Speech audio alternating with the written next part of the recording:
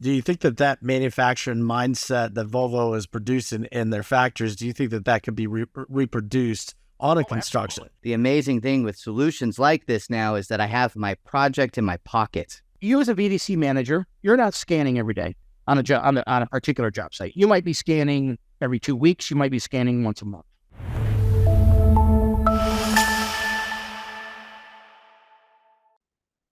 Welcome to the BIM Heroes Podcast, Episode 3. We will be discussing the difference between a visual twin and a digital twin, and talking about the differences in laser scanning and other reality capture methods. We'll be joined by Kip Ivey of Faro Technologies and Anton of Evercam. Hey guys, welcome to the podcast. I've got Kip Ivey and Anton Marinovich. Is that correct? Marinovich. And I want to start with introducing both of you guys. Kip, if you wanted to start. Sure. Good morning, everybody. Good afternoon, depending where you are. My name's Kip Ivey. I'm the Senior Business Development Manager for Faro Technologies, mainly focusing in the AEC industry. Been doing this based upon the Gray Beard for an extended period of time, and happy to be here this morning. And Anton? All right. Hi, everybody. My name is Anton Marinovich. I am Vice President of Sales here in the U.S. for Evercam. My background has been, I'm here currently in the San Francisco Bay Area, grew up in construction, but then from there moved to tech. But about, now was it maybe 5.5 years ago, I joined Holobuilder, who were the first to market with the 360, the introduction of the 360 camera and building a Google Street View in your construction site. And then through that journey, got acquired by Faro Technologies and had the pleasure of working with the legendary Kip Ivey. Legend in my own mind, at least. And then a few months ago, I've joined up now with the Evercam team. But great to be here, and thanks for having me, Cody. Thank you. Kip, I've got to start with the journey that you've been along. Myself and Anton, we've been in the industry a little bit less time than you have. And I think the quote on your LinkedIn page just tells everything about it. You can use an eraser on the drafting table, or you can use a sledgehammer on a construction site. And obviously that was done by Franklin Lloyd Wright, a very famous American architect. Talk a little bit about your journey and how that relates to where you're at today. Well, it's kind of funny. My journey actually started in the skilled trades. I'm actually a third-generation sheet metal worker by trade. I had studied computer science when it was still done on punch cards. And then, found myself, coming out of college, actually in college, I was on my way to play football, taking a really sharp turn, and traveled in a musical group for a year. It ended up being a dancer of all things. I'm probably the only salesman you ever meet that had to do a Polish folk dance for the Pope on the steps of the Sistine Chapel. But when I came home, my dad gave me the "What are you going to do now?" speech, right? And I said, I'll go back to school. And he said, come drive truck. And next thing I know, I'm in the apprenticeship program. And I worked my way up to being vice president of the company. And we got sold. And I knew at that time I really wanted to get involved deeper into the tech space. So I started with a small company called QuickPen. QuickPen made estimating software and 3D modeling applications well before BIM was ever an acronym. We were actually drawing and downloading the fabrication from the sheet metal side in the 90s. And we got acquired by Trimble around 2006, 2007. With the Trimble Buildings Group. And then I was with that team all the way up until about 2016 when I came to work at Faro. But in that interim period, there was a period of time when there was a kind of a distribution agreement where Faro and Trimble actually sold Faro scanners. And that's where I got ingrained into the Faro workflow. And so for me, I became a little bit of a scanning BIM specialist, and then right around 2010. And then, of course, that just made coming over here to be, a very natural progression. So I've seen this explosion of technology in the space over the last 25, 26 years that I've been doing, just in this side, 40 years since I served my apprenticeship. I remember I gave a talk probably 15 years ago, and it was at the MCA in Chicago. And we were talking about the line in the sand, we called it, right, is what I called the speech. And it was about, back in the early days, there was this delineation, certainly in the world that I came from, which is we built General Motors facilities, right? Blowpipe systems, massive blowpipe systems and so forth. There was a delineation between both signatory and non-signatory contracting, right? And most of that had really evolved around the concept of education, right? Because of the standardized education that exists in the signatory contractor world. And I said, that was the line in the sand 20 years ago. The new line in the sand today is technology, right? Those people, those contractors that choose to adopt the technology and those that don't, right? And I still think we're in that in many aspects, especially around reality capture, which is what we're going to talk a lot about today, is still in that line in the sand function. It's, you think about, applications like Evercam, you think about applications like Holobuilder, and the other, systems that are in the Faro ecosystem across the reality capture spectrum. And the interesting thing that I see that as people matriculate down this path, it used to be that people used to think that one reality capture was enough, right? Oh, I have a laser scanner, that's all I need, right? I have Holobuilder, that's all I need, right? And, and I argue, especially today, that is a fallacy, and that it's now about building a digital toolkit, right? So that you have the appropriate tools for the appropriate use case, because across the spectrum, each one of those tools, whether it's a 360 camera, whether it's mobile mapping, whether it's handheld solutions, terrestrial LiDAR scanning, whether it's fixed-based, video applications like Evercam and so forth, those applications all have a use case and a need within the construction space, but they're wrenches, they're screwdrivers, they're tools. And, and my grandfather used to tell me the most expensive tool in the toolbox is the one you don't have. So I think, that's kind of how I ended up here. I know that was a long, drawn-out way to get here, but that, And, this concept of the technology that you're starting to see, and it's hitting every different realm. Reality capture as a whole is really that buzzword today and all those different aspects that you talked about. But one of the things that I think that is also starting to catch on the backside is the digital twin versus the visual twin that you've kind of deemed. And we want to talk through that a little bit and how they're different and what each of them are. And can I jump in though, because there's a fun story here. There's a little fun story that we should share. So when we first brought, when I joined Holobuilder, was back in 2008, mid 2008. Here was this new technology. It was on the market. We got our initial funding from Brick and Mortar Ventures, and we were really sitting there and trying to figure out, like, what is this? Falling into it, like, what is this category that we're in, right? At first we said, oh, it's a digital twin, right? It's kind of in there. And then we did our research. We're like, it's not the digital twin. And we started just really progressing and trying to understand, like, why do we call this? Is it construction progress management, 3D photos, the Google Street View? Like, what is this? And it wasn't until the time, shortly after we got acquired by Faro, and then we had the chance to sit down with Kipp, and we were having the same discussion. And Kipp, being Kipp, was just so, guys, you're not getting it. It's so easy. Well, what is it then? What is this construction progress management? No, it's the visual twin. And the moment that he said that, it was just like, yes, that's right. I've been at this stage now for like 4 years, and all it took was Kipp 30 seconds. So you're like, guys, listen. Well, I love it. The interesting thing around the whole idea, right? And Cody, you mentioned it. You He said BIM, right?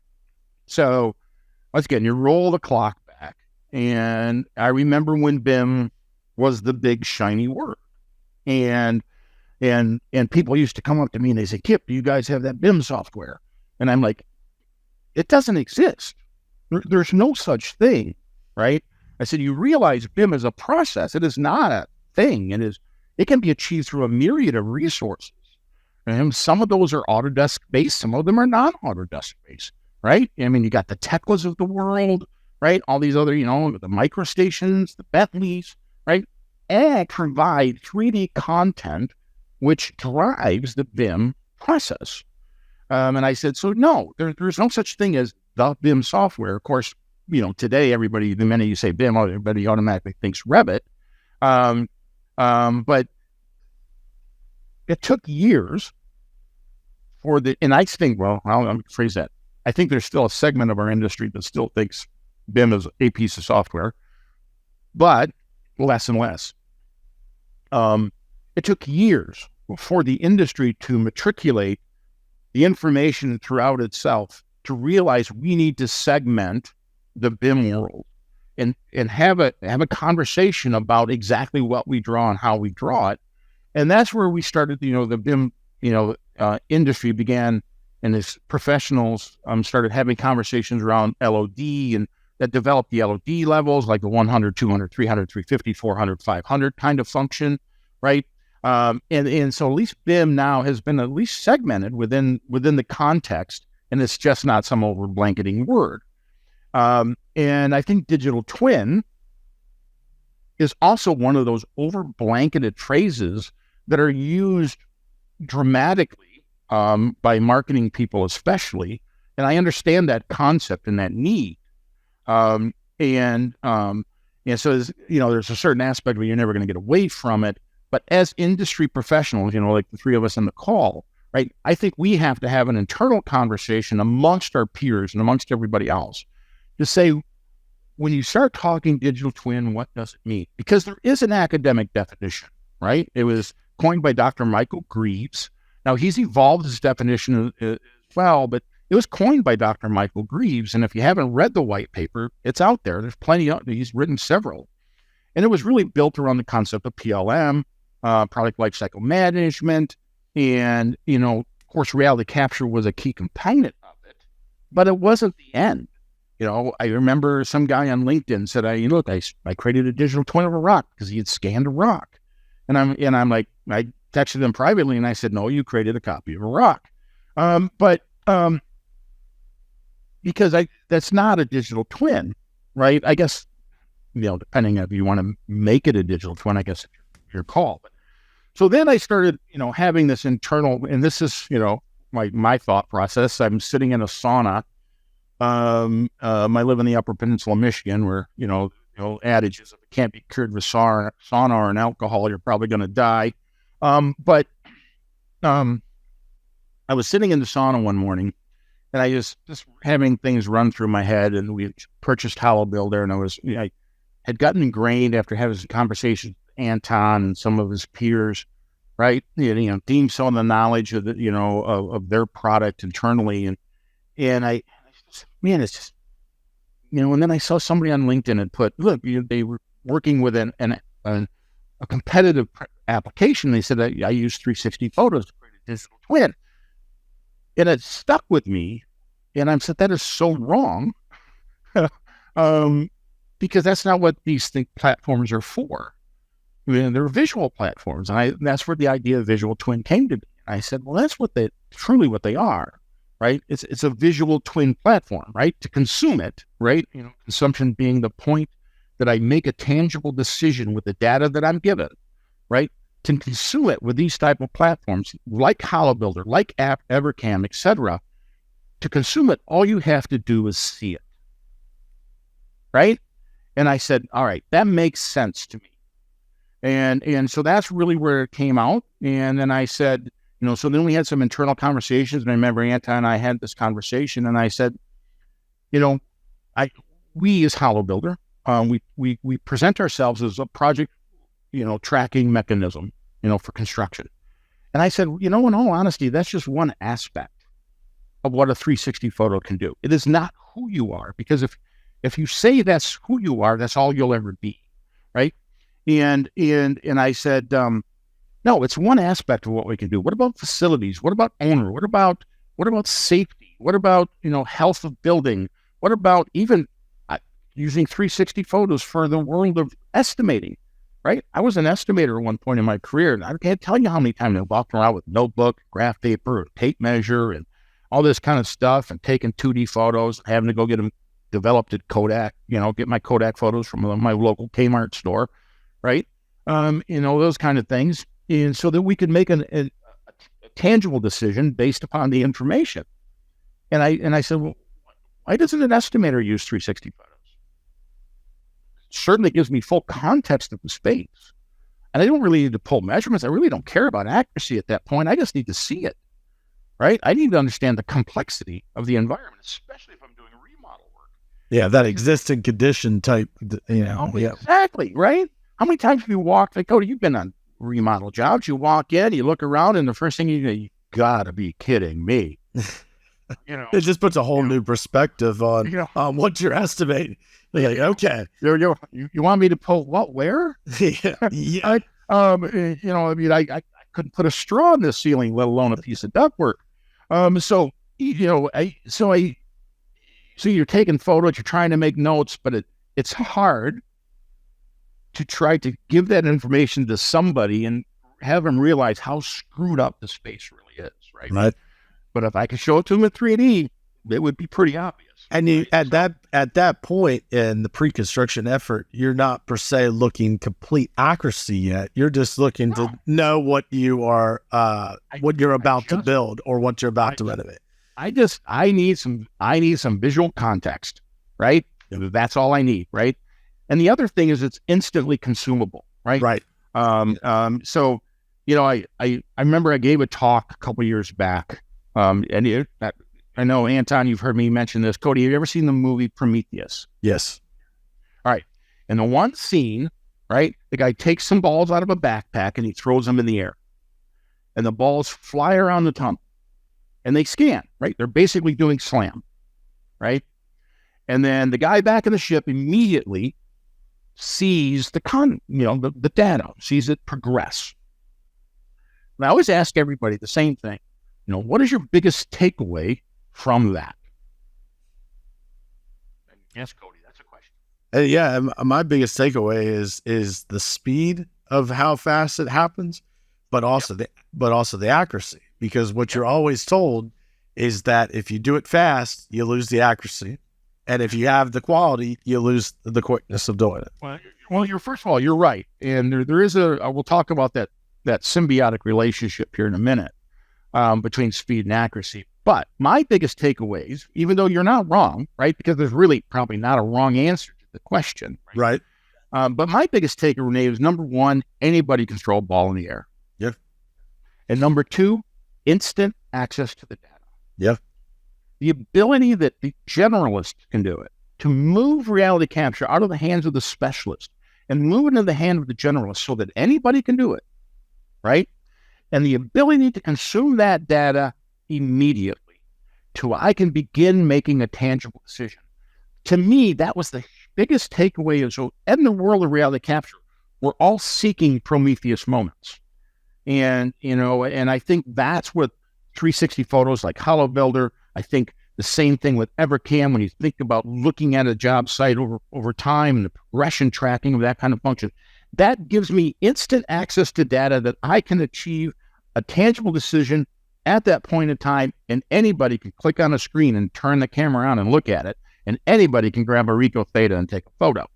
So to me, it's a very strong potentially a Prometheus moment.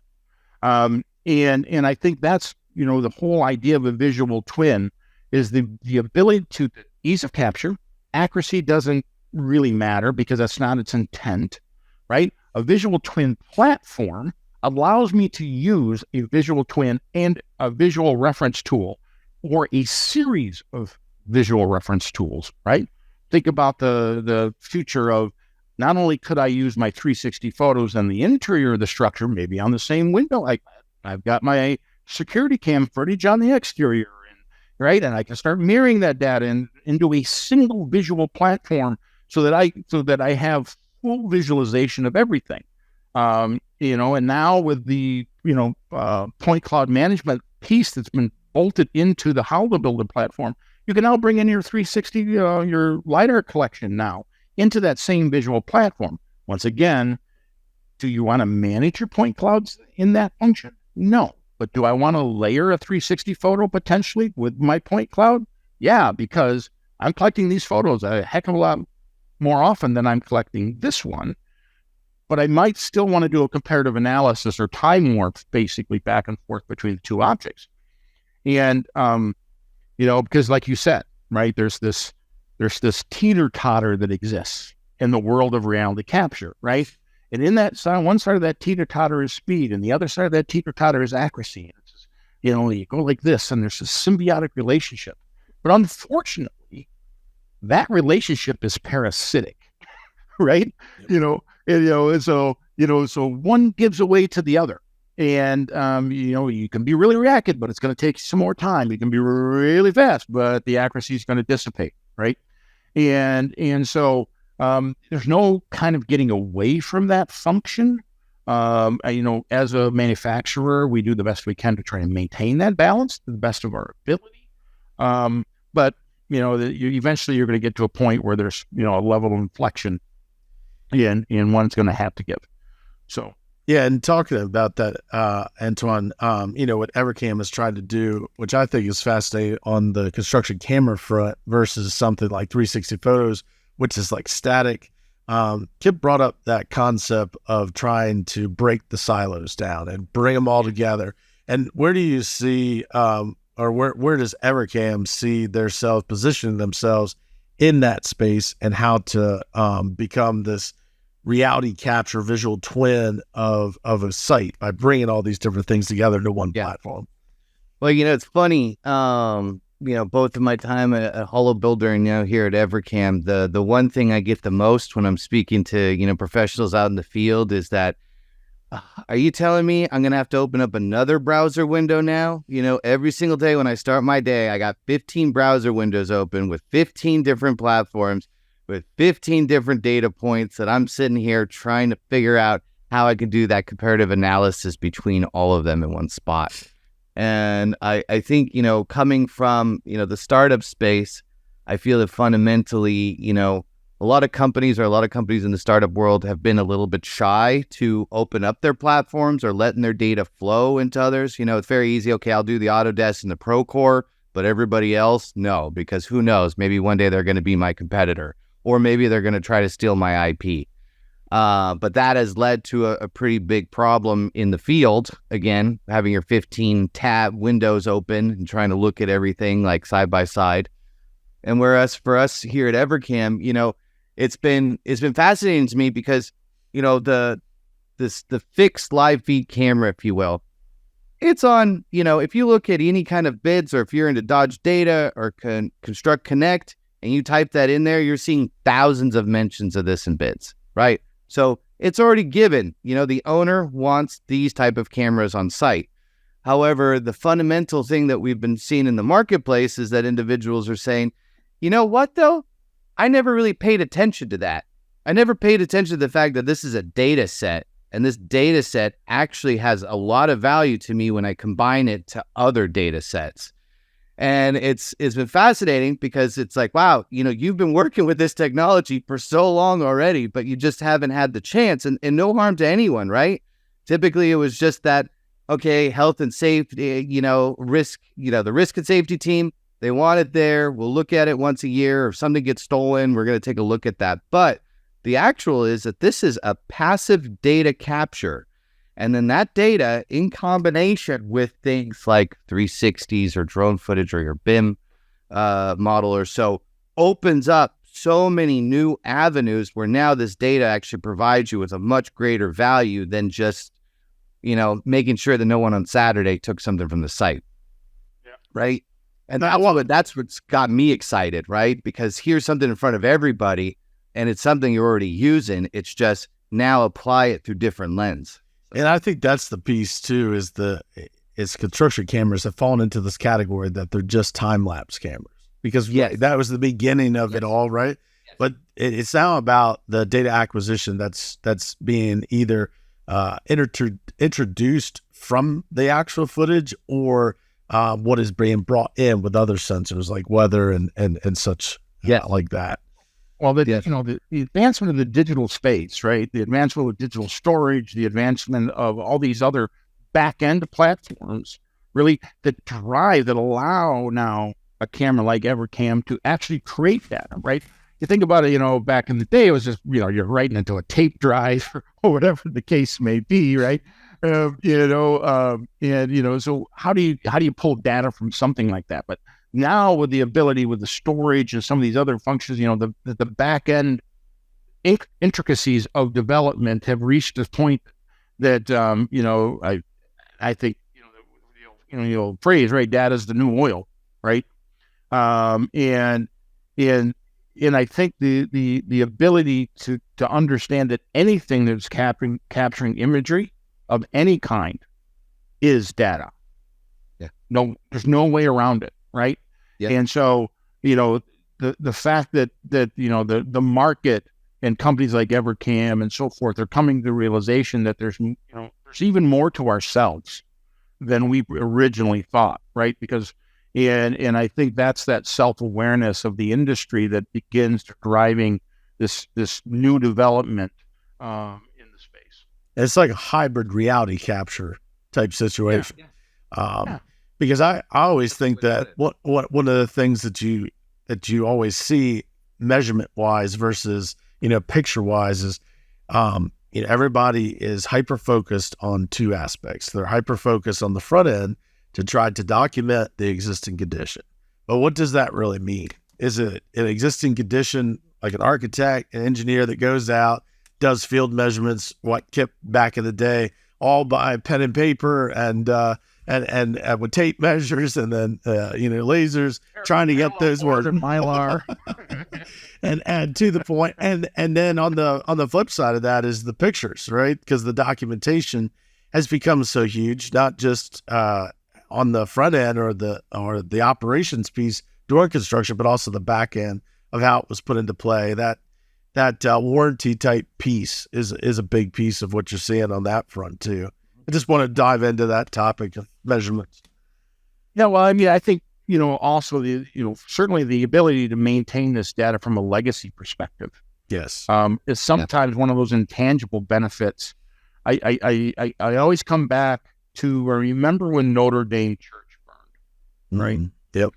And of course, if you're a gamer at all, right? There's an amazing game that I played a lot when it first came out, was Assassin's Creed. Yep.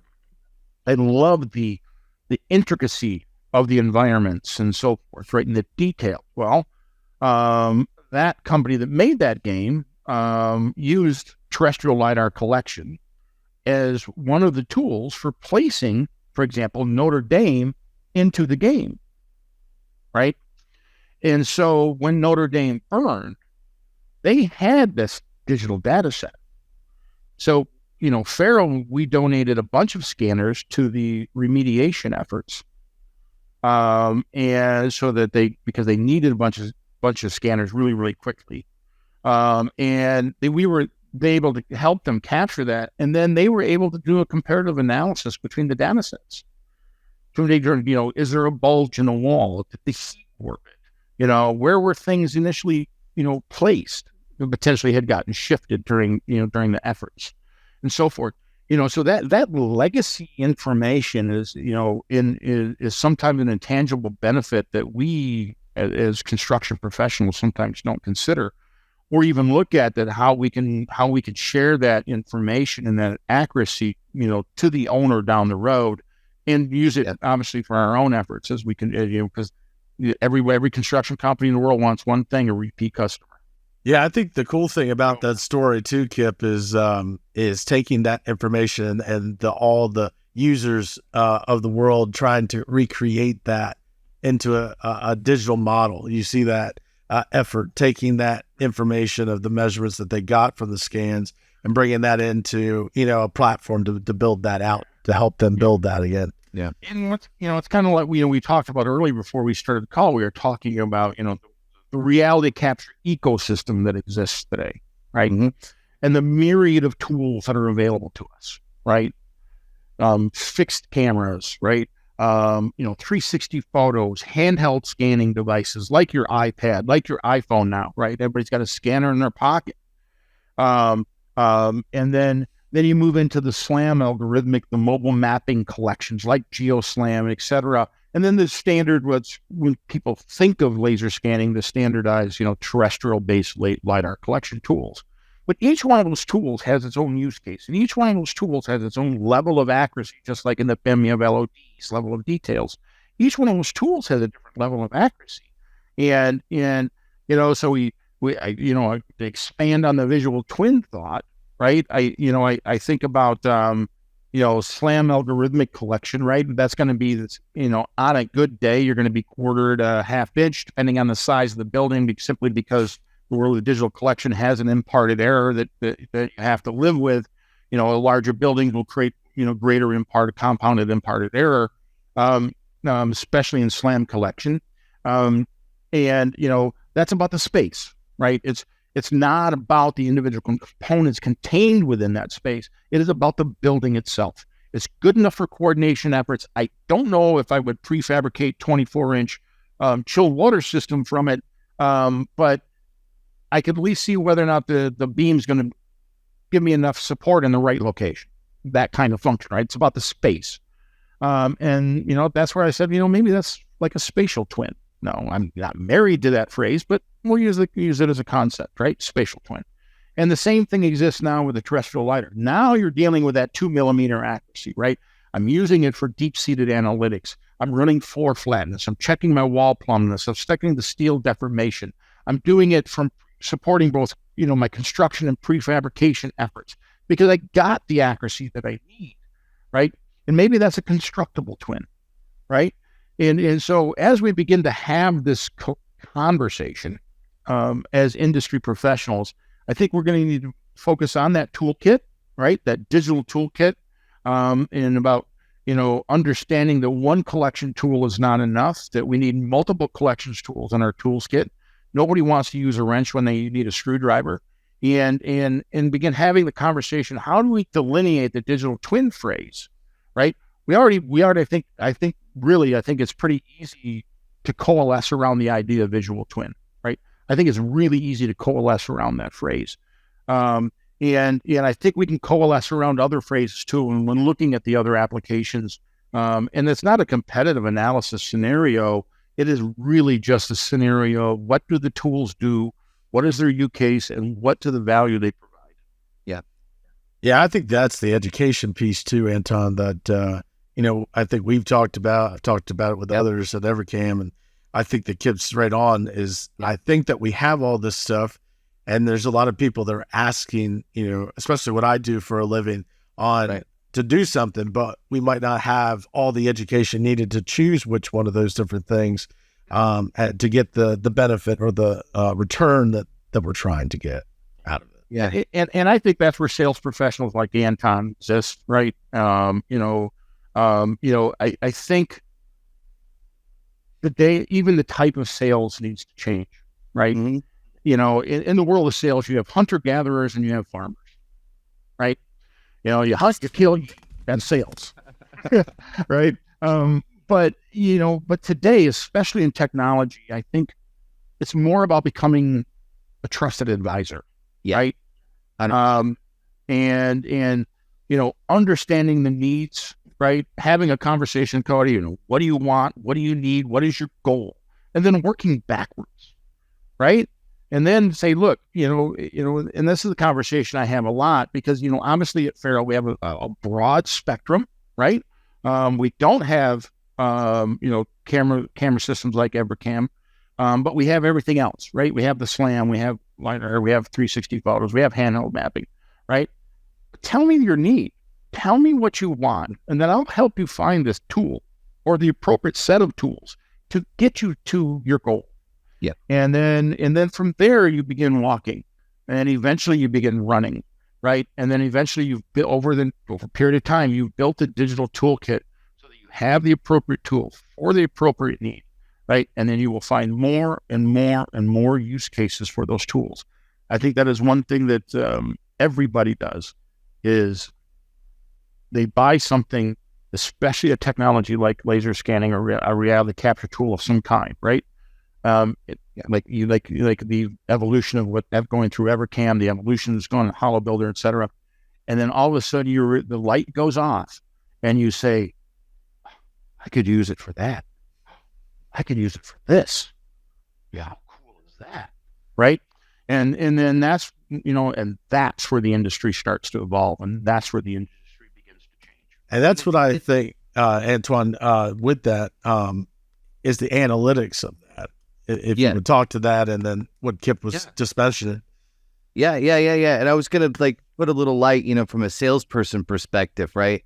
It's very easy, now being in construction tech for 5.5 years, and it's changed dramatically. I think a big portion of that fueled during the pandemic period that we had, right? Especially around the reality capture piece. Hey, I can't get on site anymore, but I need to see what's going on. What we've found, it's very easy for startups to always just focus on the PM. The PM's got the budget. This is a project-based type of solution.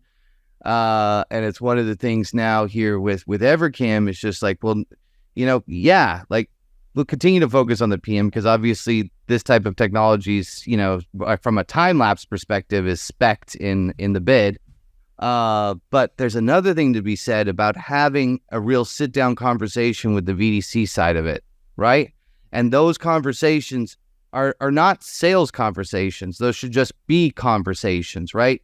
Because they're the ones that the things like the analytics and all the other portions of are really going to give that extra value to.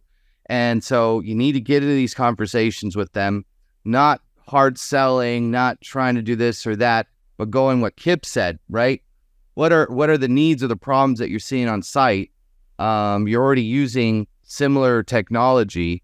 Now let's try to see and understand what that problem is, and then understand how this platform is going to fill those gaps. And then it almost sells itself, right? Because because the VDC kind of drives the conversation and takes that return and says, "Here's what we're going to use it for. Now it's going to benefit the team." Well, it's interesting. We've all been to Autodesk University. Right? Yep. And I always we're having this conversation, and I said, going to Autodesk University is, of course, it's nerdvana, right? And I'm sitting there, and I'm like, typically what I see is it's kind of like a whole bunch of little boy blues. And somebody looks at me and they go, "What are you talking about?" Right? And I said, "Look, our industry as a whole, right? People find a hole, a gap, and they create a platform to fill that hole or gap. So there's a little boy blue, and they're sticking their finger in the dike. So when you go to Autodesk University, many times what you see are a bunch of little boy blues. They found a hole. They've got a booth to sell, their finger that they've stuck in the dike. But the problem is you can't move. Because I'm so focused on plugging my hole that I forget about all the other little boy blues standing plugging the same dam. We're all trying to fix the same problem. Yep. Right? And so but not as a collective whole. That's beginning to change, I think. I think that the days of going like this, right, are over. Yeah. And as an industry, we have to begin to evolve to say, look, there's some competitive overlap here, right? But our solutions together, are a powerful tool. Yep, and better than the collective separate. Better than they are separate. We are better together than we are separately. Yep. And I think that's that's a tough conversation. It is, but it's a conversation that needs to be had. I think. That's one thing that we did at Faro recently is we've taken the company, we've kind of actually divested it a little bit. And we've got one group focusing on the collection process. The rest of us are focusing in the world of consumption. How do we do something with the data to make a difference? And most of our applications now are on this side are hardware agnostic. So if somebody's using a competitive terrestrial LiDAR scanner, they can still use our as-built modeler. If somebody's using a competitive scanning solution, they can still use Build It, right?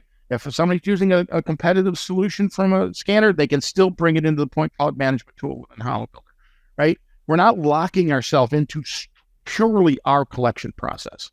And I think that's as we begin to have conversations with companies like Evercam and others, I think that's where our industry needs to go, because eventually, we can all rise together or we can all die separately. And the industry has always been tied together in that, right? And it goes back to that, or am I just going to stay siloed or open up and try to improve the whole industry as a whole? Am I just going to make am I looking for a quick buck, or am I actually trying to help people? And that, going back to the Holobuilder days, for the 360 side of it, we were the first to step out and say, hey, we have an open API, right? We want this data to be able to flow into different directions. And that's very much the Evercam philosophy too. In fact, if you just take Evercam and put API, you got all the information you need exactly now how to build an application or tie your application to this one so that the data flow can go and move in a circular way. Yeah, and I think that's one of the things that, as I talk to Evercam, Anton, some of the things that the industry struggles with right now is this idea of procurement and things come into a project, and then knowing how the site changes over time, and the logistics of how that works. And then on the other side is how weather and how that impacts the job. Yes. And taking this idea of a visual twin and trying to bring those different analytics while tying it back to something like, 4D and the schedule, I think is going to be a really big part of where visual twins go.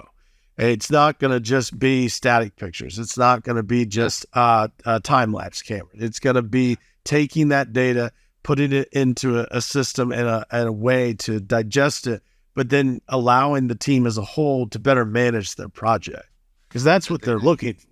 Yeah, they're looking for their command center. That's it. If you will, their data CRM, if you will, of reality capture, of the visual twin page. Yes. Yeah. And it's gonna, it's gonna take a village to create it. It is. Kind of thing.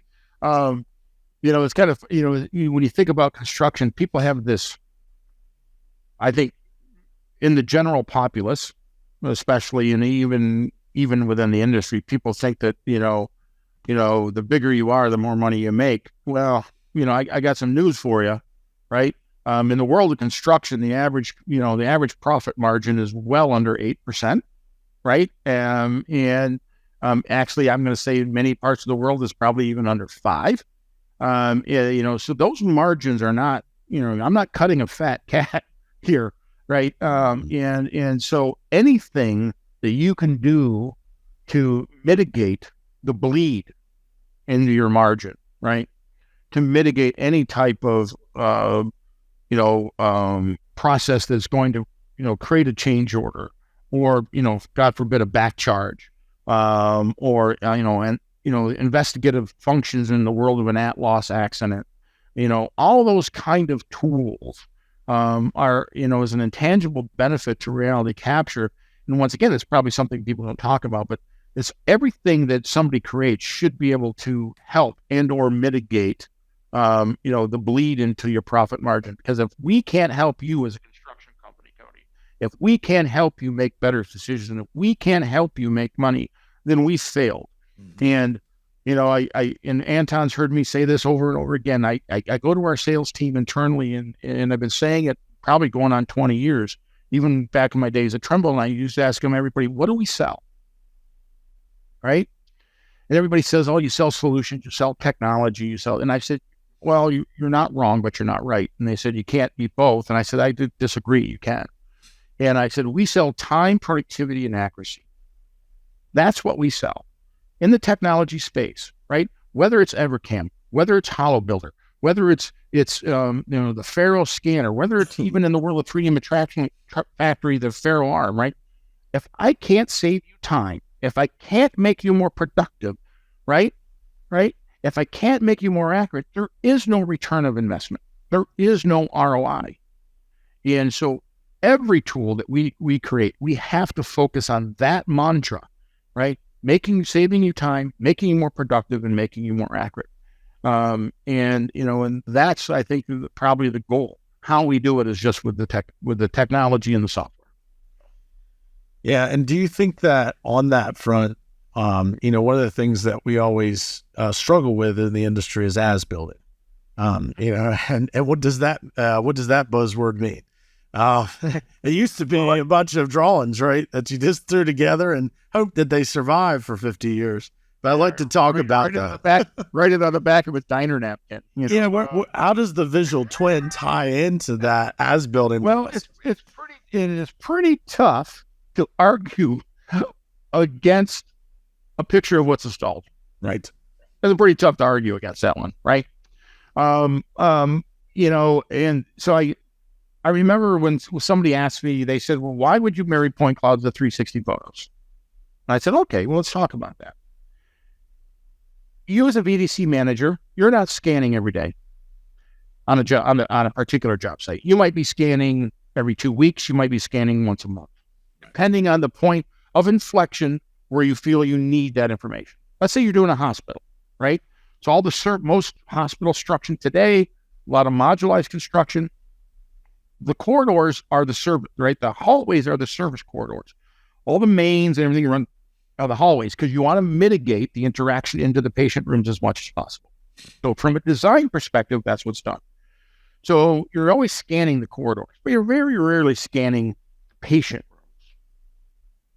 Now, stick-built building, metal studs, doesn't really matter. You scan on the January 1. You're not going to scan again until Feb 1, right? Between Jan 1 and Feb 1, vertical starts coming from the floor below. You got electrical coming in or dropping down, depending on where you are, where the service corridor is. And the wall spaces between the studs and so far, they're beginning to fill, right? So Feb 1, you scan again, you're getting most of the wall. Well, between Feb 1 and March 1, drywaller shows up.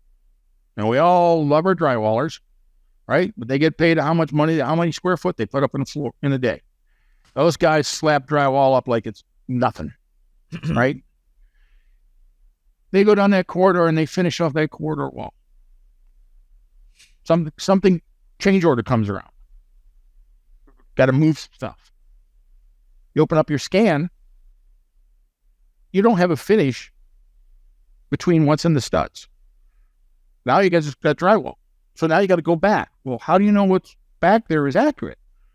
If you had your 360 photos, which you're probably going to take more often and a lot more of, I can at least take the layered point cloud, time warp to the most recent photo, comparative analysis, and then work myself backwards and at least be able to see if there's any additional assets, resources, or services that are existing in that wall that weren't there the last time I was able to see it with my scanner, right?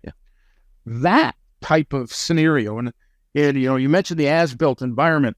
I always, I poke at our marketing people all the time, right? Because they say as-built scanning, and I say, no. We scan the built environment to create the as-built, right? Yep. It's like saying, why do you call it, the old joke about the English language, right? Why do you call it a building? It's already built, right? Why do we park on driveways and drive on parkways? Why do you call it a hot water heater? Water's already hot. I don't need to heat it. But scanning to create the as-built, scanning the built environment to create the as-built is probably the number one use case for reality capture.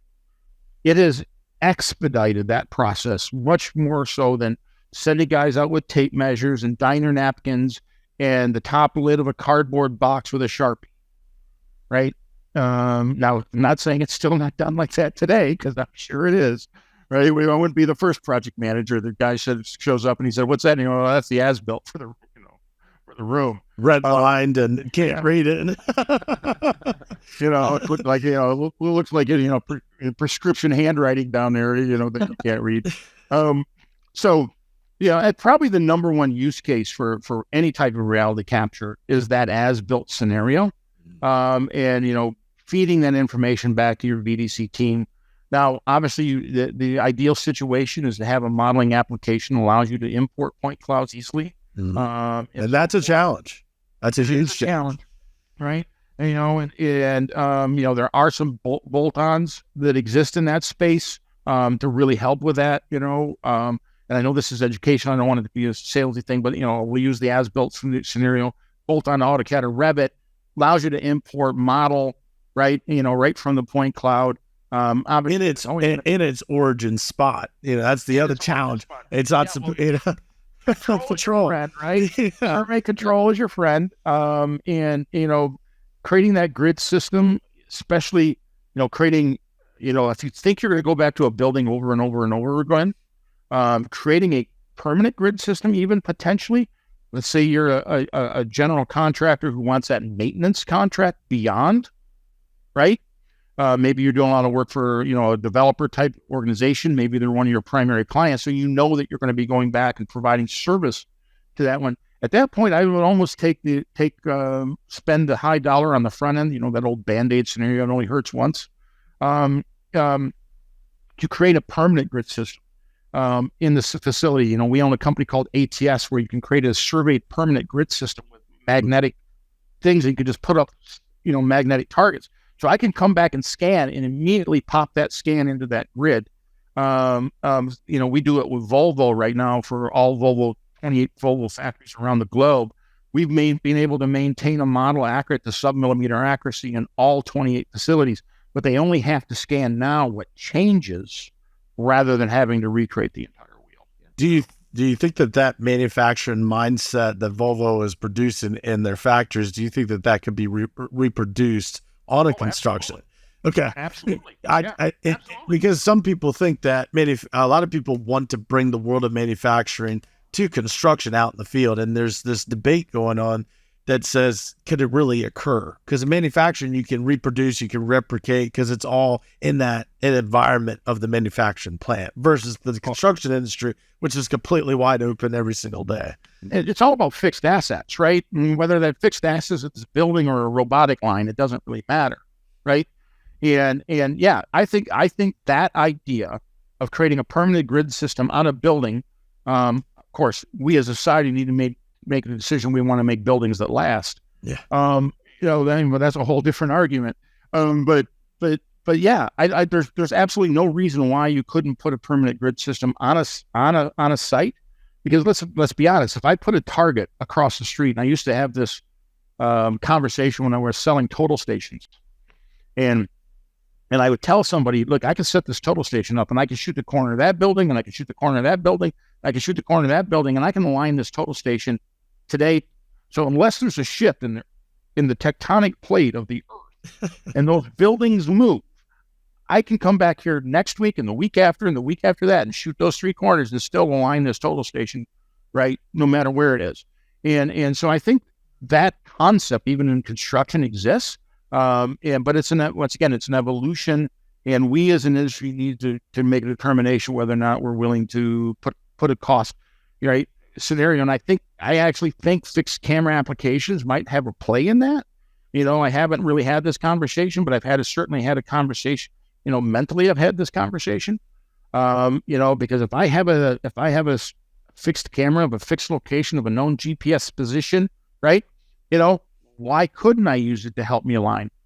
It'd be an interesting conversation to have. What's your thoughts on that, Anton? Because I'm complete agreement with Kipp. I think that having that ability to have a camera that's not just a static picture, whether it's 360 or not, it's even more valuable to help with all these different things. Huge, immense. I mean, again, and the other thing, right, is like with this data. I mean, we're talking about as build, but then it's also construction and handover. The handover process, like to the digital twin. It's like I was.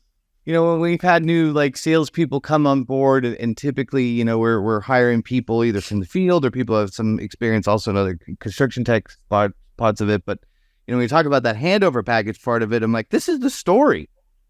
This is it. This is how we got there. This is not just static drawings. It's the full story of something.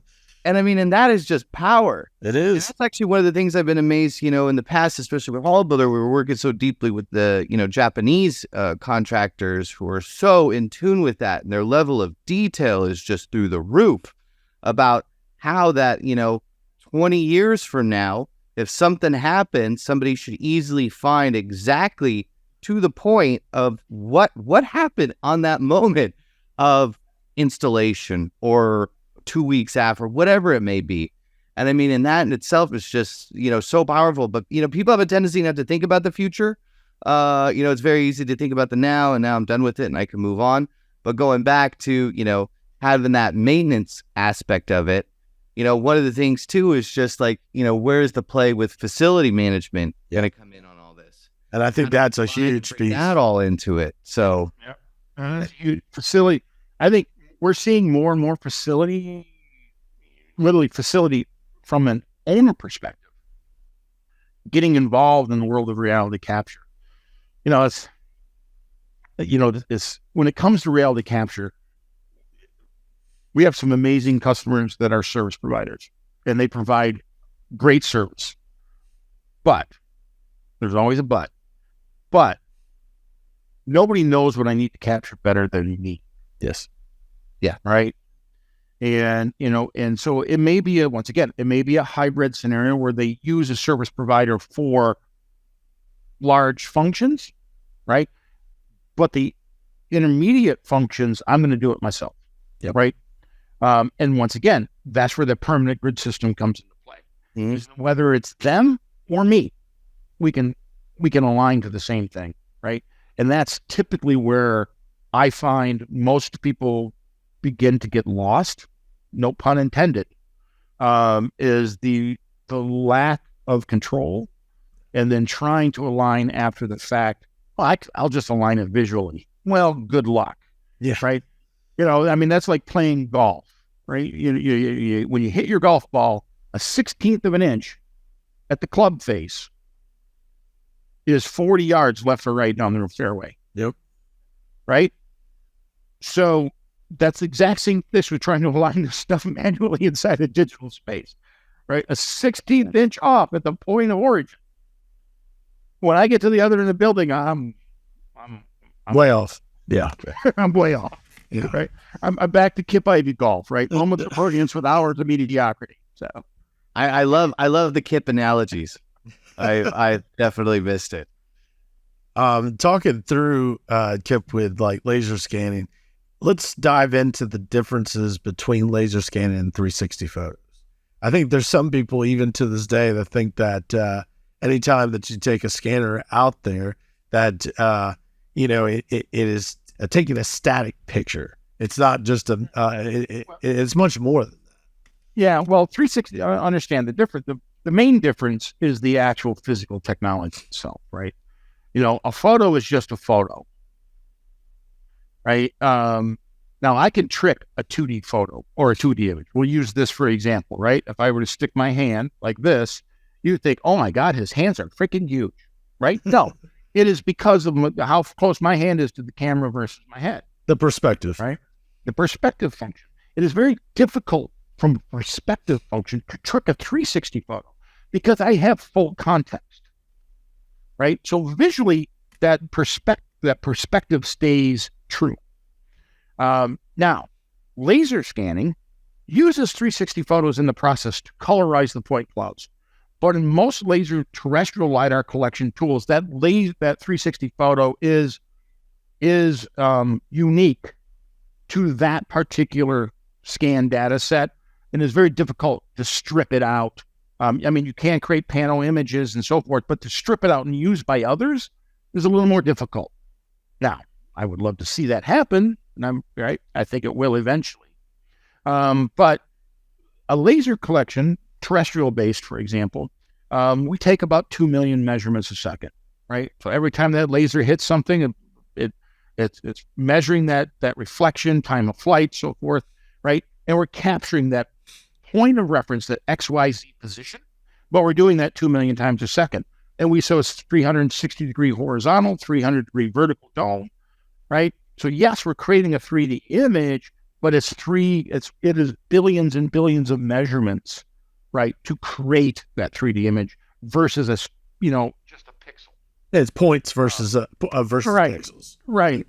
The way to think about it is it's pixels with intelligence. Right. Is another way to think about it, right? An X, Y, Z type coordinates at each of the individual points. And so I always use the story when I go to somebody and I say, do you understand the registration process? And a lot of people say yes. There's always somebody that says, nah, I'm not familiar with what you're talking about. So I pull out my phone and I say, of course, when I was younger, I didn't have an iPhone to create panoramic image. I would take a picture with a Kodak Instamatic camera with a tree on the left. I take a picture with the same Kodak Instamatic camera with a tree on the right, and I'd go get my pictures developed at my local Kmart store, and then I'd come back and I'd Scotch tape them together and I'd say, look at my panoramic image, right? That was my registration, right? That tree was a point of known reference. It was a stationary point that I could align those pictures to visually. Now, if I were to scan you, Cody, from one point of reference, I'd see your smiling face, but you'd look like a canoe, right? Because I can't see through you, because all these tools are line of sight. So I have to create 3 or 4 scans to get enough overlap, right? It might be 5 scans with a guy of my size to create a 3D version, right? But then the software has to register those scans. I need trees.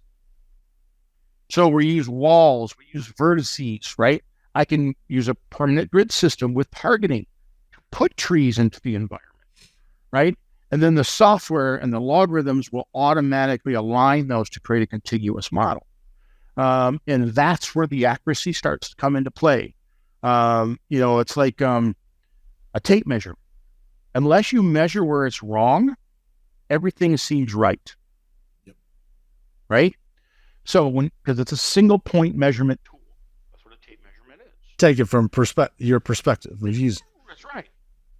A laser scanner, it's pretty tough to screw up because it's millions of measurements. So all those intricacies that exist are measured, right? All the way down to the warpness in a floor, right? To the steel beginning to sag once it's capped, right? That kind of function, right? That type of accuracy is, virtually impossible. Well, it is impossible to achieve manually. And so the big difference between the tools is one is a highly accurate, defined measurement tool that creates 360 images from data sets and or measurement. The other creates 360 photos from a 360 photo using a series of pixels. Now, can you measure with a 360 photo? The answer is yes. You're going to have to benchmark the camera so you know how high the optical center is and so forth and so on. It can be done, but it's going to be plus or minus 2 or 3 inches, right? If not more, right? But in some scenarios, that may be good enough depending on what you do. Right? The way to think about that, I might use a 360 photo to go get, say I'm going to remodel my kitchen. I might use 360 photos to go get a quotation of how much it's going to cost to get new countertops, but I wouldn't have them made from it. Correct. Yeah. Right? I can scan it for that. You get the picture, but you need the measurement piece to actually produce it and fabricate it. Yeah, then you start thinking about SLAM, right? So how does SLAM work? Well, is SLAM LiDAR collection? The answer is yes, right? But the difference is LiDAR, where I'm taking 2 million measurements seconds, SLAM is more like taking talcum powder into the room and going, right? Exactly. It fills the room, right? It's just massive amounts of data. It's measuring continually, right? It's not a linear path. And that's where the imparted error starts to come into play, but it does allow me to walk. So I can collect mobily, whether it's, me on a tricycle or, somebody on a drone or whatever the case may be. It provides, it is it's fast in collection, but, it's kind of, we're having a lot of conversations about, time to consumption. So you use the phrase hyper-focus earlier in that conversation. As an industry, we have a tendency to hyper-focus on time of collection. Yes. right? Think about a terrestrial scanner. How fast does a spinning box spin, right? But what we don't focus on is the time of collection, right? Or the time to consumption. How long does it take me to get to a tangible point where I can make a decision, right? And maybe not just the VDC person making a decision, but the person in the field, whoever it may be. It doesn't matter, right? And the reason could be the estimator, it could be the project manager, it could be the VDC professional, right? Right. So if I'm really fast in the collection, but it takes me days to get the data back, did I actually really save anything? Right? Exactly. Because I argue that the most expensive person is not the guy in the field pressing start. It is the guy in the chair staring at the computer screen. That's the most expensive person in this tangible argument, right? So if I'm saving all this time with the guy pressing start, but it's costing time with the guy sitting in the chair waiting for the data, I will argue you're losing money by focusing on the time of collection and not the time to consumption. So you have, when looking at these solutions, no matter what reality capture solution is, you have to look at how long do I get the data so that I can do something with it. Because if you can't do anything with it, it's just data for data's sake. And then, Anton, would that relate as well to what Evercam is doing on the construction camera? Because it's constantly taking data, right? Versus where you're taking a laser scanner, you're putting it in a position, and you keep moving around to get the full picture. Same as with 360, quicker, but the accuracy's not there. Versus a construction camera, constantly taking pictures, but only from a fixed position. That's right. But that's also why it's important too. One of the things, like, it's very easy to say, like, we need one fix. We'll just have this one fixed camera on this corner and that's it, right? Really, if you want to, like, understand and have that full capability, you have to really take a good assessment. And luckily enough, here at Evercam, we have a lot of people who can help people with that, of understanding where are the ideal points to put those cameras, right? Because it's about, getting all different aspects of it, not just one little corner, because then you're just looking at a 2D photo again, right? But the other bit of it too, and one of the things that we found interesting in the industry, is just the rate of capture, right? So, there are others in the market and their focus is like, hey, we're going to take a photo once every 10 minutes, right? Well, in between those 10 minutes, there is quite a bit that can happen. And no doubt. So forth, right? And so with us, we've expedited that and said, hey, we should be taking a frame like every 5 or 10 seconds or so, right? Let's try to make this so at least, we have the live footage capability, but then let's make sure that from a photo point of view that we are collecting as much as possible, because a 10-minute time span could be an eternity if something really bad or horrible was to happen on site and you miss all of that. But it is like, and the other aspect of it, which has been great, and I actually heard this quote a while back, and it was in reference to the visual twin component, and I think it's very much the, same here for Evercam, and it was from a client of ours in Japan, and said this about 4 years ago, but I think it rings very, very true, is just that the amazing thing with solutions like this now is that I have my project in my pocket. Yep, that sharing aspect of it. Yeah. That's a great lead into that. Is where does that go? Where do we see that part of the industry going? How do we share that data in the aspects of it being software based? How does it get out to the field? Like, let's talk a little bit about that. Dive deeper into that. Democratization of the data, right? If you look up the academic definition of what democratization, right, it basically means available and easily understandable, right? Basically, no roundabout way. The democratization of the data is paramount, I think. Once again, to mitigate, we were talking about the bleed into, certain profit margins and so forth. And I think there's a myriad of tools that are out there today that are helping democratize data. You think about, obviously we have one called Sphere. I'm sure Evercam has their platform they use to help democratize the data, right? Holobuilder, obviously by nature, is already a democratized tool, right? And then you've got third-party guys out there like Reviz2 and so forth and so on that are beginning to, once again, that little boy blue dike function, right, saw a hole and is working to try to fill it.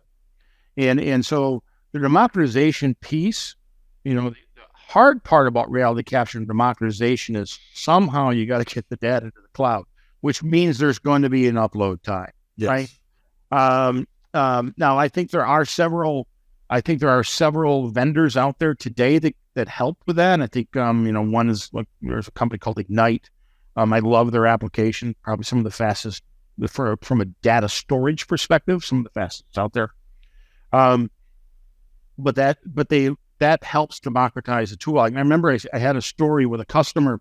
They were working on a high purity system in the pharmaceutical space. Of course, in Raleigh, you're obviously, you're in the pharmaceutical, mecca of the United States. And they had to bid on a new process piece of equipment that needed to be remodified and reinstalled. But it was during COVID. COVID changed everything, right?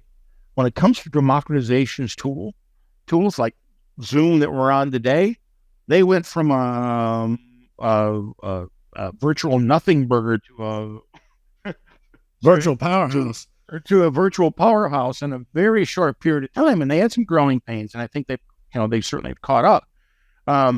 But COVID changed everything about the use and democratization of these type of tools and the ability to share and manage data remotely, regardless of where it was, whether it was on site or anywhere in the world to do. Anywhere in the world, right? So what happened is there was a small room, obviously during COVID, they couldn't bring in all the players that needed to be there to be part of this decision process, right? So they sent one person in with a laser scanner and a 360 camera.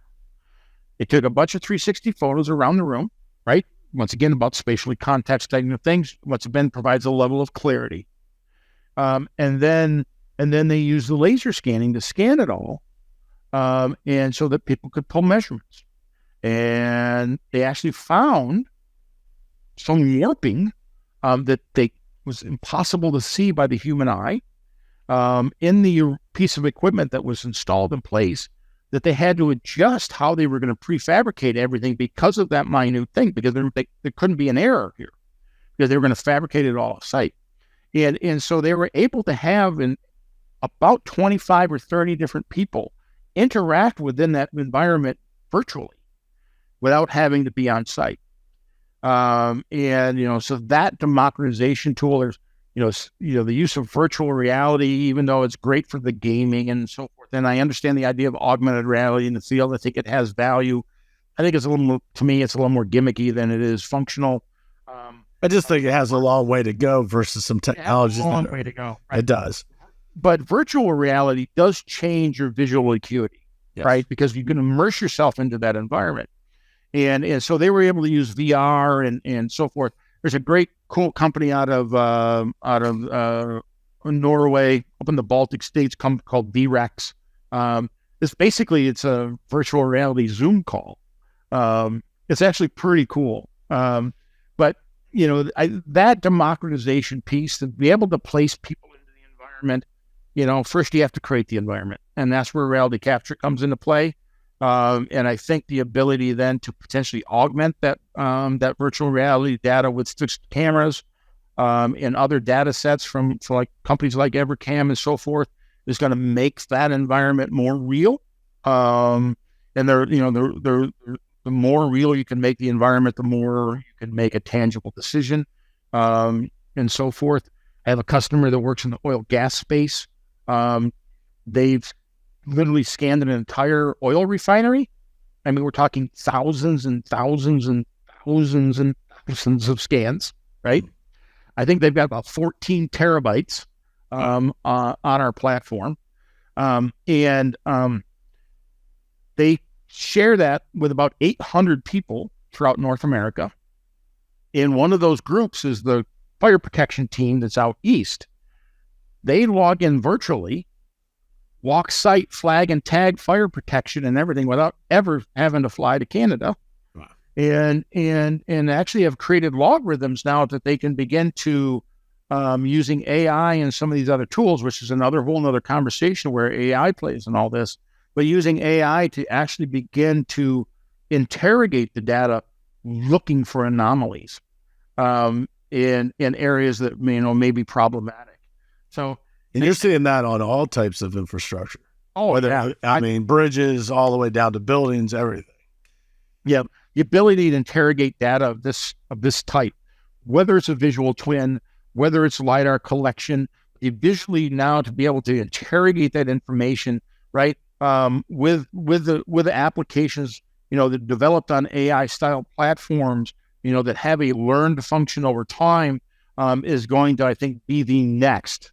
People ask me all the time, what's the next big thing? That's it. And I'm like, it's not going to be from hardware. I don't think, we can make a scanner today that collects 5 million points a second. And eventually some customers are going to come to me and say, so what? How can we break down the data to understand? I can barely manage the data you create now, right? That's right. 5 million points is just going to be, data for data's sake. And that just provides absolutely went back. We're back to the value side, right? Provides no value. I think in construction, analytics is going to be absolutely key. AI, right? Yeah. And how AI ultimately changes how we look at it. How we consume the data and how we democratize that data is the next big thing. And Anton, I think you guys are starting to really push that. Yes, we are. Talked to the group and gate report and trying to figure out different trucks and how long they're there for, how long they sit there for, concrete pours, the production of that, the procurement of those different things. Getting into like the weather aspects I talked about earlier. Yep. I think that and that data, that analytics, and then the AI to break that down to really start to get an idea of why projects go bad. That's the biggest challenge with the industry is why does a project fail? And the sad reality of it is that we fail more than we succeed in a lot of locations around the world. And a lot of it has to do with all these different things, of not being on the same page of the management piece of it and how that impacts that. Talk a little bit about that. Yeah. Well, I mean, you surmised some of it really beautifully. And I know that, you've had the pleasure of actually using these products now and seeing them firsthand. But I'm also, and I echo like all of those same points. But where I get really excited about even with the use of AI then is the tying of that application and that data set to other data sets. Yep. Because then that really is also changing everything. Like I said earlier, this 15 different browser windows open, right? Like that is also a really great example of not being on the same page, right? Because if you're not looking at tab 4 when you should be looking at tab 4 in combination with tab 6, you're missing an aspect of the story or aspect of the progress that, you're going to make a decision on. Yeah. And so it's really and this is where, again, I appreciate, Evercam and what we're doing is trying to understand those type of problems and then trying to understand of how we can tie these data sets that we collect into other data sets so that we avoid those situations, so that what we're doing is providing like a value benefit that's just tying things together outside of just, okay, this is a time-lapse camera. Now that's just like a basic functionality that goes back to the 90s. Let's start talking about the future. And this actually leads, for us and for me as a sales lead and talking to the individuals I work with of like, hey, let's focus on the VDC side, because also, right, is having just those conversations, trailblazers like yourself, Cody, are going to recognize things that we haven't seen yet, right? Or you may be able to identify things. Well, we already have this data. Have you not thought about taking this point to that point type of thing, right? Yep.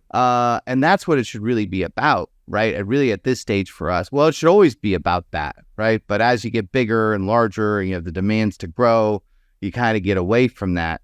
But instinctively, like for us, this is something that we want to like own and make a part of and have great connections with individuals like you so that we get that flow of feedback, because everything is changing. Everything's in a state of flux. Everything's in the state of evolution.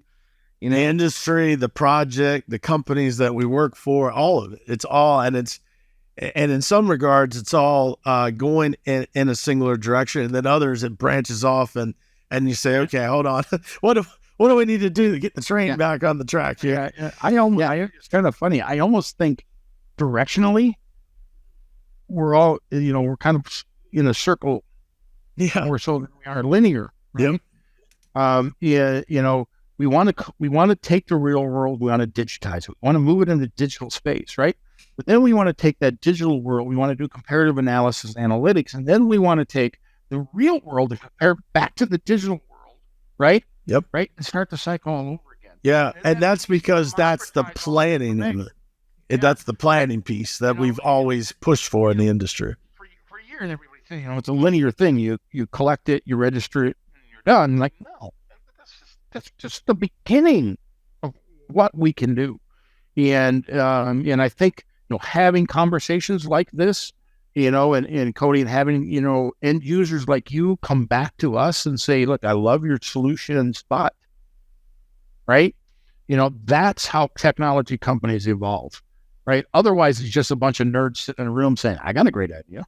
Yeah. Right. But that doesn't mean the market has value, has an appetite for it, or even has a perceived value in it. We've all seen tech startups come and go really, really quickly because the smart guys in the room thought they had a great idea, but they didn't go to the market and look at the market and say, what do you think? Right. Well, and I think that's the big push right now in the industry is everybody's being pushed to go quicker, whether it's on the design aspect of it, the contractor. And it's this idea of constructability. Here in the United States, it's a huge push to try to plan better. But what does that really mean? Where does the technology fit within that? Are we looking at a historical building? Are we looking at a renovation fit up? Are we looking at something like a PT scan that is just about to be poured, and we want to look at the different PT that's in the scan so that we don't hit it after the fact? I kind of want to talk about that concept of constructability because I find it very fascinating. I think that it's been around for years, but now what does that future look like? And try to use some of this technology to do that. I used to teach a workflow where you scan the PT cable, right? Get a bunch of scans, get high-res scans, then scan again once it's capped, right? And then layer the two scans and turn on the transparency, right? And then you inside AutoCAD, and then use that to mark your core location so you're not hitting the cable, right? And it's amazing, when you have that conversation with somebody and they're like, I never thought about that. Yeah. Right. Yeah. But from a constructability standpoint, I think it's interesting. You said North America, right? We are truly, truly blessed in a part of the world that we still have lots of land, and we are building out more than we are up. Yep. But you go to Europe, right? Like you guys, like you mentioned, I think you guys are going to be attending the BIM conference in Dublin and so forth. Yep. They aren't as blessed as we are because they've been around this marble that we're on a hell of a lot longer than than those of us in North America. Yep. We like to think we're the center of the universe, but we're actually kind of the new kid on the block. Yep. And so in parts of Eastern Europe and in part of they live in the historical building perspective. We call it historical building. To them, it's just buildings. Right. That's all they got. Because we're less than 300 years old versus thousands of years old. Yeah. It's like when you go to Rome and you walk in the Pantheon and you realize I'm standing inside of a building that was 500 years before Christ, right? And we can't make a Walmart last 20 years. And that's the sad reality. That's the sad reality of it. Is that what are we doing that is causing that to go down that road? So they build differently in Europe. Yeah. And I think that's why BIM, and laser scanning and applications like these exploded in Europe well before, and I think they are much further down this path than even we are. No doubt. There's, great guys in there. When you go over to Europe, you have an opportunity to talk to a guy by the name of Simon Evans. He's with ARUP. Phenomenal young gentleman, highly loves the digital space, part of the Digital Twin Consortium over in Europe. And, he and I have had multiple conversations over the years. And I think that idea of constructability over there is differently than here. For us, constructability is usually after the building's already going up, starting to go vertical. For them, it is part and parcel of an average project. And I think so, when it comes to reality capture, I think you almost have to say, well, where am I building? Yeah. Right. Before you start having that constructability conversation. Yeah. And I think that the other piece of it is the complexity of buildings. One of the challenges, Anton, that we see over here, and I know it's worldwide, is we have a lot of industry professionals that are leaving the industry that have a lot of experience. And there's a lot of us that are coming into the industry that are trying to fill that gap. And technology is going to play a huge role. It has for the last 20 years. What I'm the most excited about is where we've come in the last 20 years and where we're about to go in the next 20 years. And I think that the combination of the different silos that we've talked about in this conversation start to form into one big conversation of how do we take the oldest industry in the world other than farming, and how do we take that to the next level of something like AI and try to impact the industry as old as this one? I mean, overseas, it's much older than it is here. So I just want to talk through that concept.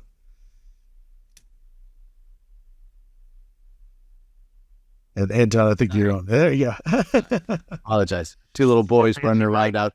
Yeah, I have two little boys running around outside this room, so I'm trying to save you for that. I hear you.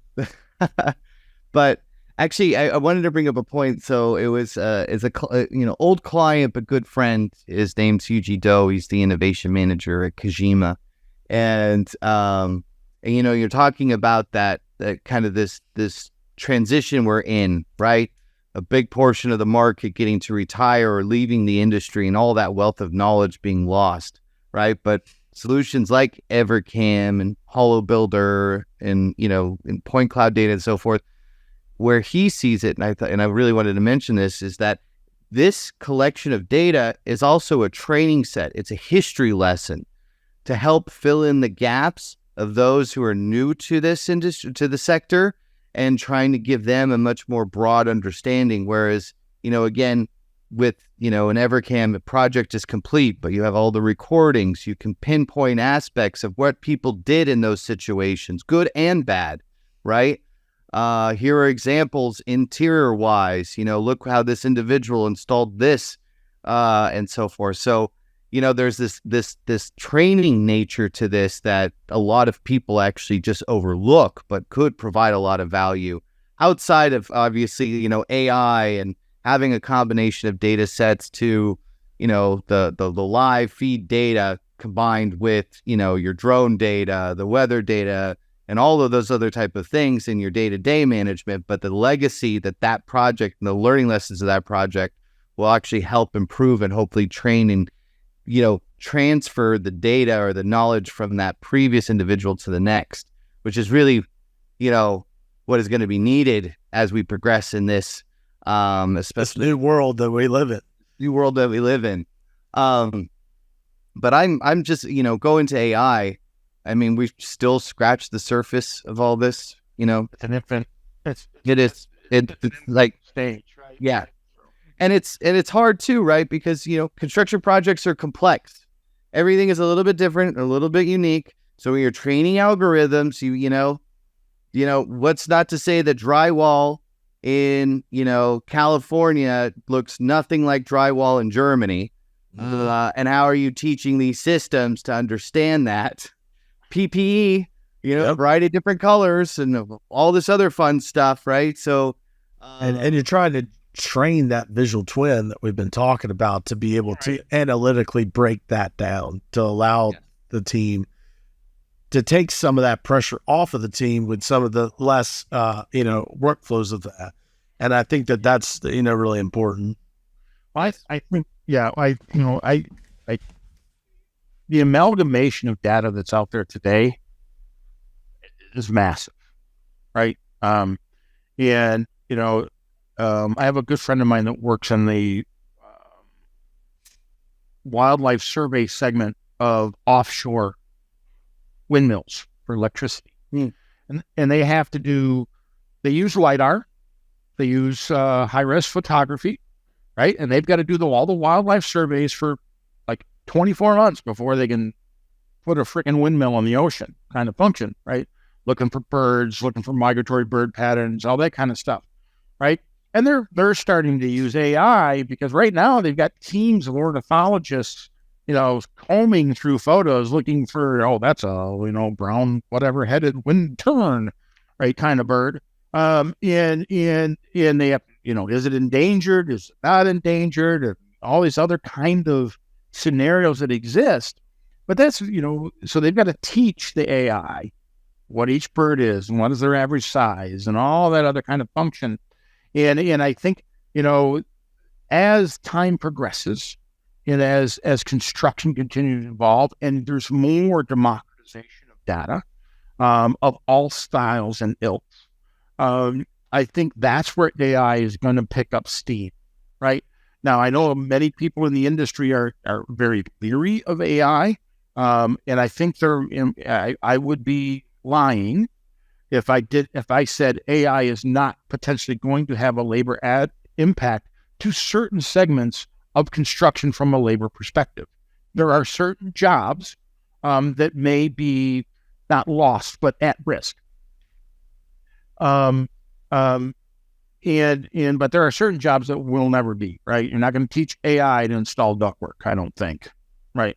And so, when I look at these technologies, one of the tangible or intangible benefits I think that sometimes as an industry we miss is one thing our industry is struggling with most is not technology, right? I don't think we're even struggling with workload, right? I think we're still in a pretty good work environment from that perspective.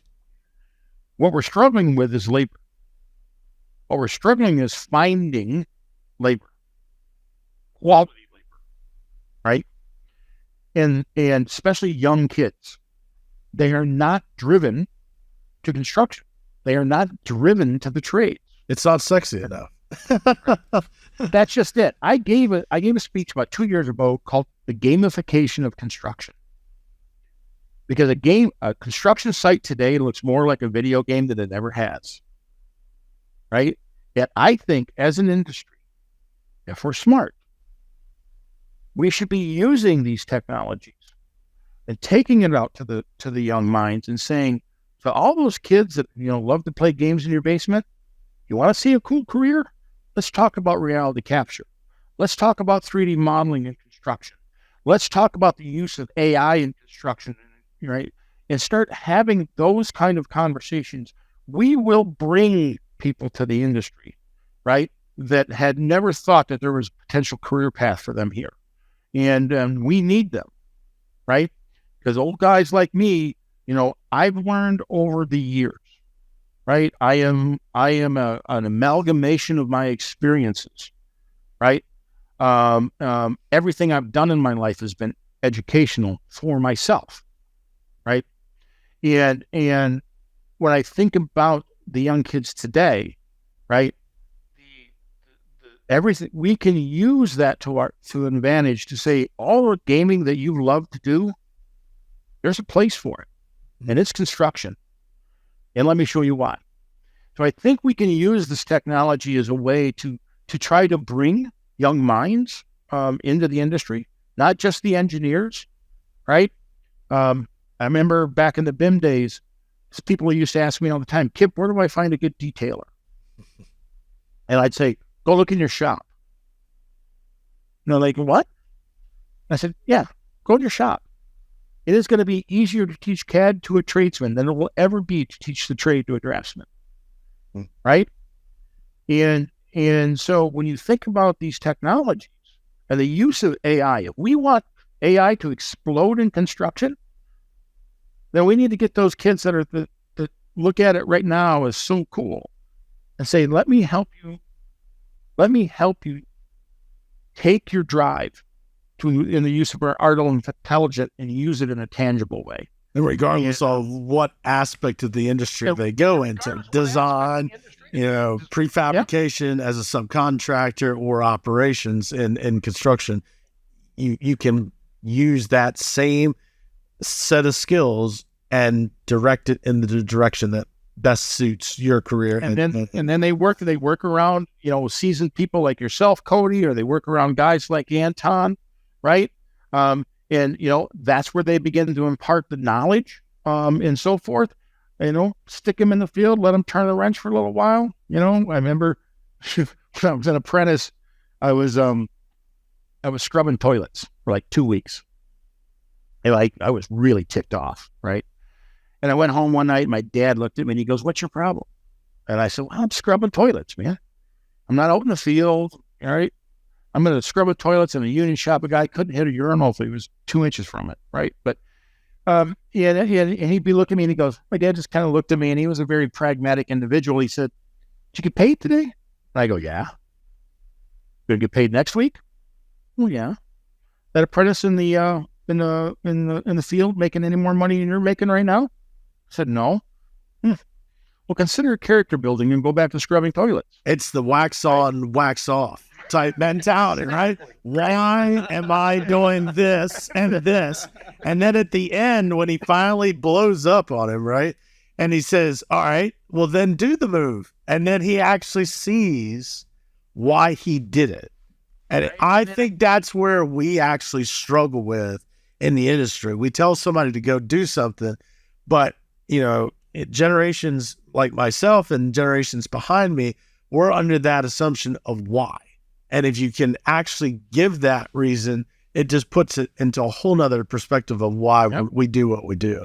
Yeah. It's like estimating software, right? Yep. You can have the greatest estimating software on the planet, but if you don't know what you're estimating, you're screwed. Yes. Right? Yes. And the same thing exists for the reality capture. If you don't know what you're looking at, if you don't know what you're using it for, it doesn't matter.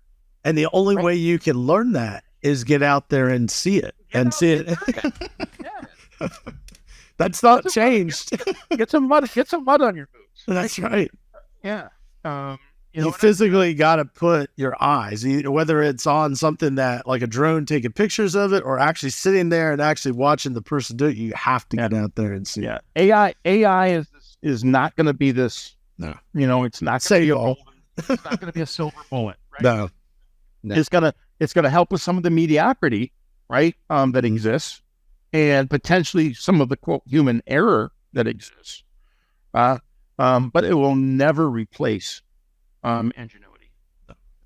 And that's a great lead into kind of the final conversation I have is, where do you see Faro or Anton Evercam going in the future with all the challenges that we face on these different fronts? Where do you guys see taking the companies that you work for? What's the big push for both of them?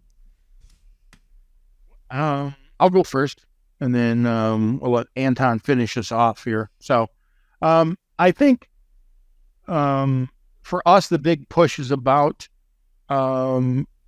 consumption, right?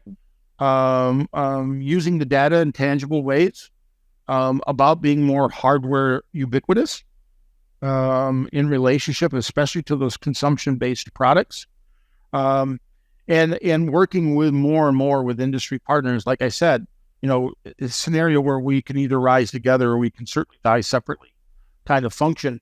We can't be everything, right? We have an amazing suite of products. We have the full spectrum of reality capture products, but we still don't have everything. And anybody that says that they're all you ever need is probably lying to you. Yeah. And so, I think our goal as an industry is obviously to improve reality capture from an accuracy perspective, from a speed perspective. But that's our core mantra. But the big thing I think is to work with our industry trade partners, right? use those little boy blues that have been standing in the dike and talk to them, and see how we can marry our applications in such a way that we can improve the industry and thereby improve ourselves and everybody else around us. Yeah.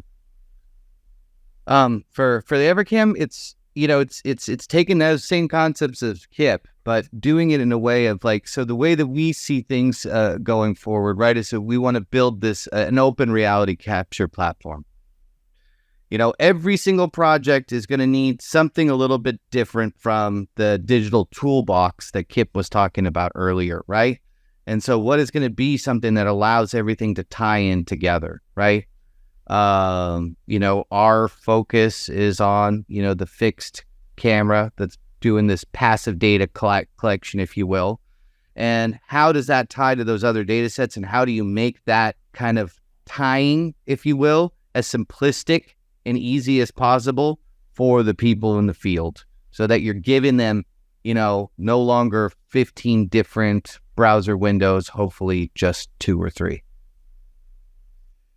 I want to thank you guys both. It's been a great conversation. It definitely, enlightened me about all the different things from both sides. And I think that, this conversation about a visual twin and digital twin will continue, Kip, for a long time. I think that, for the digital twin, I think to take off into the future, I think it's going to take a lot of the maintenance professionals really pushing that hard, but taking what we're building as an industry of the visual twin and adding that in to the digital twin at the end to allow them to run their facilities and manage those facilities in a different way. I think it's going to be a major part of where that all goes. Well, it's been a blast. I know I have a tendency to talk a lot. That is, it's nature of the beast. I'm not going to change it after 61 years. So, but it was an absolute pleasure. I love having conversations. It's going with the old phrase. If you're the smartest guy in the room, you're in the wrong room. Right. And I certainly feel like I'm in a good room today. So thank you for your time. Thank you both for joining us on the BIM Heroes Podcast. Thank you.